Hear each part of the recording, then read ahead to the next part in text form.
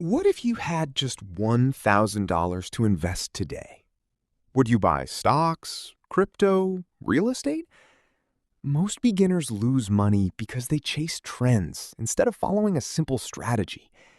In this video, I'll show you exactly how I would invest my first $1,000 in 2026 if I were starting from zero. Investing doesn't have to be complicated. You don't need thousands of dollars, a finance degree, or insider information. The goal isn't to get rich overnight. The goal is to build wealth consistently over time. Let's break down how I would invest $1,000 step by step. Before investing a single dollar, make sure you have an emergency fund. Life happens. Your car breaks down, medical bills show up. Unexpected expenses can force you to sell investments at the worst possible time. If you don't have at least a few months of expenses saved, focus on that